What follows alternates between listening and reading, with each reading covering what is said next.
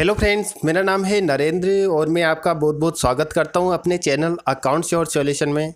आज का जो अपना टॉपिक है बहुत ही इम्पोर्टेंट टॉपिक है। आज के टॉपिक में हम आपके लिए बताएंगे, अगर आपने एक रिटेल शॉप खोल रखी है, अगर आप किसी के भी लिए क्रेडिट अगर माल देते हो तो आप उसका बिल क्रेडिट में बना देते हो, लेकिन आपके पास ज़्यादातर जो लोग आते हैं वो केस में माल लेके जाते हैं। आप जैसे बिजी सॉफ्टवेयर में अगर बिल बनाते हो तो आप किस तरीके से करते हो वो मैं आपके लिए बता देता हूँ।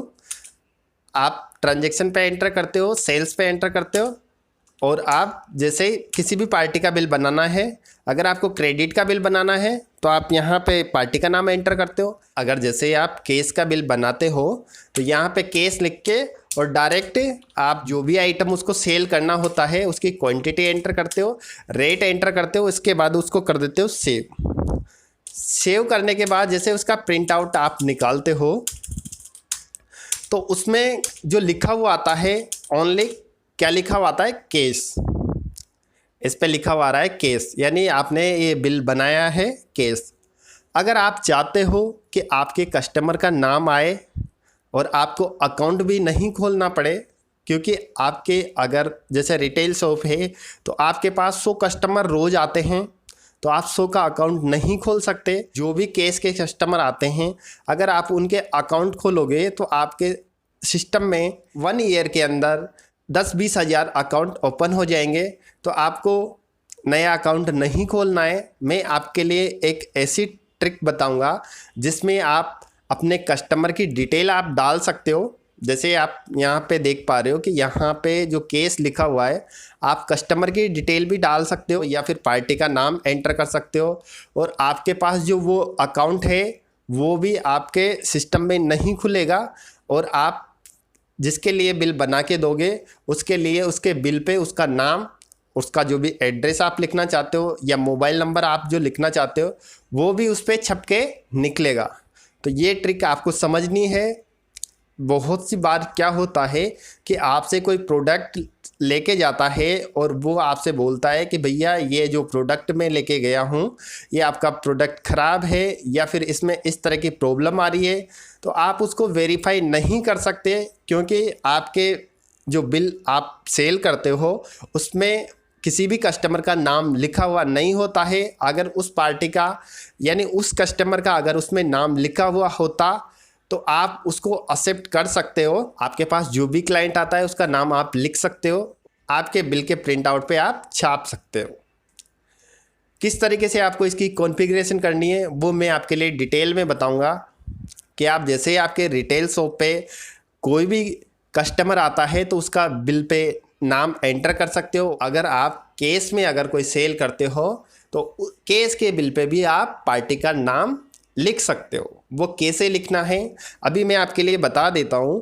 कि आप किसी भी कस्टमर का जैसे बिल बनाते हो, आपके पास कस्टमर आया, उसने बोला कि भैया मुझे ये प्रोडक्ट लेना है और इसका बिल बना के दे दो। जैसे ही आप एंटर करोगे केस लिखते हो ओनली, इसके अलावा कस्टमर की कोई डिटेल आप नहीं लिखते हो। इसके बाद जो भी आइटम उसको देना है, मैंने यहाँ पे इसकी 20 क्वांटिटी एंटर कर दी है। इसके बाद आप क्या करते हो, इसको सेव करके और इसका जो भी प्रिंट आउट है वो उसके लिए निकाल के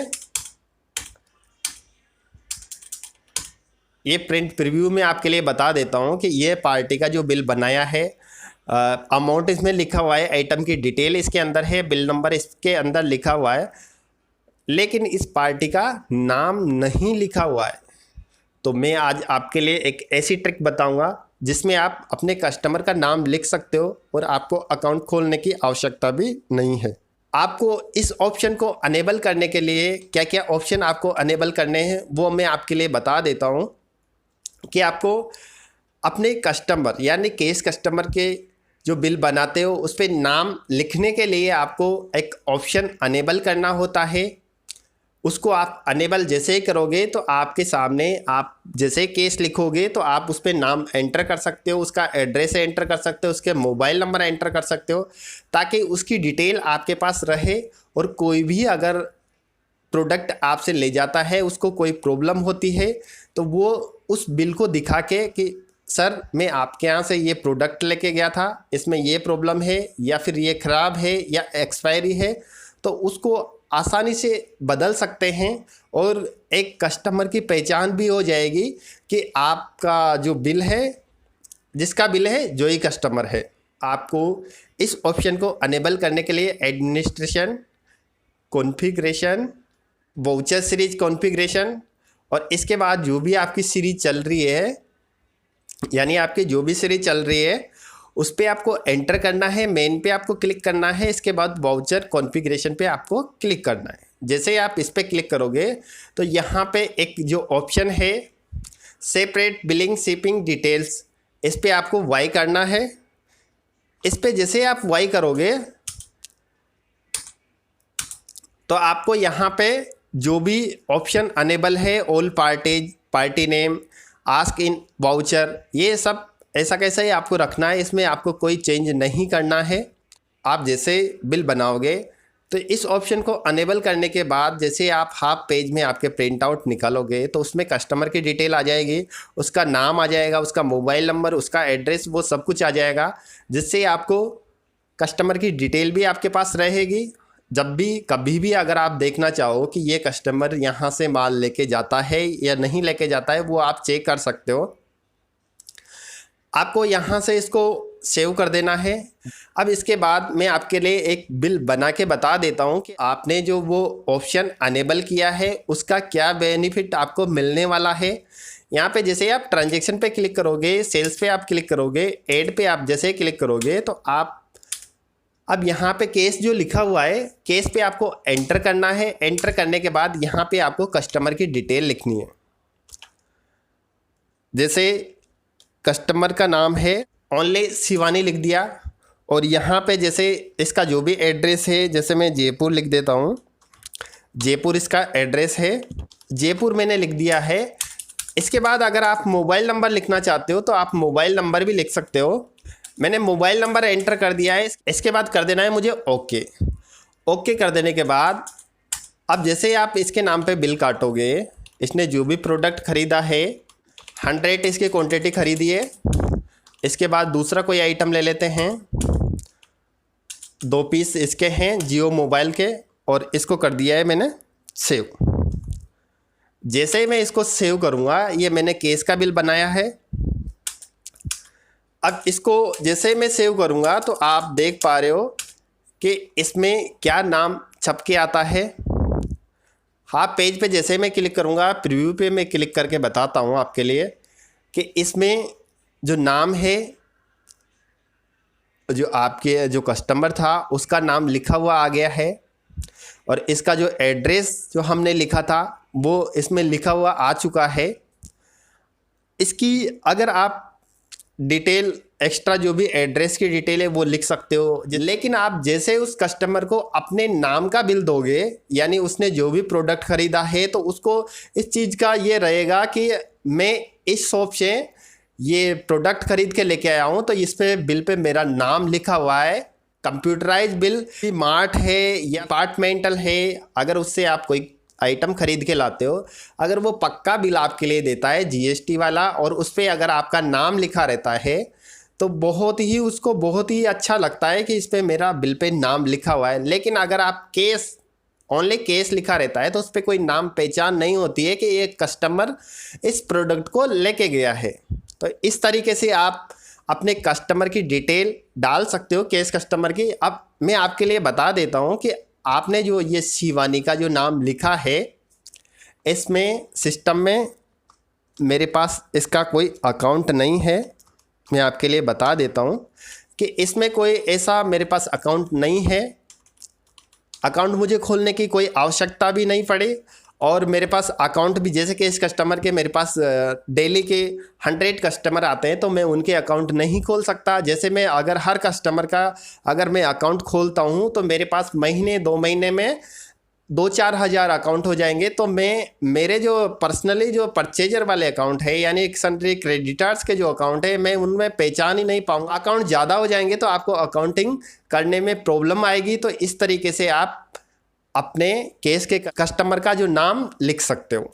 दूसरा मैं बिल बना के बता देता हूँ आपके लिए इस तरीके से अपने केस के कस्टमर के बिल पे आप नाम लिख सकते हो। दूसरा एक और भी बिल मैं बना के आपके लिए बता देता हूँ कि आपको कैसे बिल बनाना है। जैसे आप ट्रांजैक्शन पे क्लिक करोगे, सेल्स पे क्लिक करोगे और ऐड पे आप क्लिक करोगे, अपने कस्टमर की डिटेल आपको एंटर करनी है। कस्टमर की डिटेल आपकी पूरा कंप्लीट नाम हो सकता है। जैसे मैं किसी छोटे कस्टमर, यानी आप एक होलसेलर हो और आप किसी रिटेलर के लिए अगर आप माल बेचते हो केस में, तो उसका कैसे नाम आपको लिखना है, सीताराम किराना स्टोर, और इसका जो भी एड्रेस है आपको वो एंटर करना है। जयपुर मैंने इसका एड्रेस लिख दिया है। इसका मोबाइल नंबर आप लिख सकते हो, जो भी इसका मोबाइल नंबर है। जैसे आप इसकी डिटेल लिख देते हो, तो डिटेल लिखने के बाद इस पर करना है आपको ओके।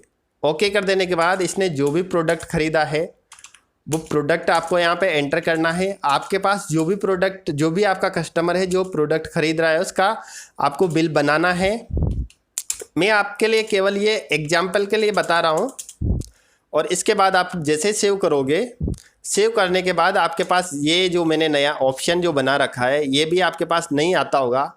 अगर आपको ये ऑप्शन अनेबल करना है तो आप इसमें ऑप्शन अनेबल कर सकते हो। इसकी एक मैंने सेपरेट वीडियो बना रखी है कि बिल को कैश क्रेडिट कैसे बनाया जाता है, केस का बिल कैसे बनाया जाता है। उसमें इस ऑप्शन के बारे में मैंने डिटेल में बता रखा है, तो आप वीडियो देख सकते हो।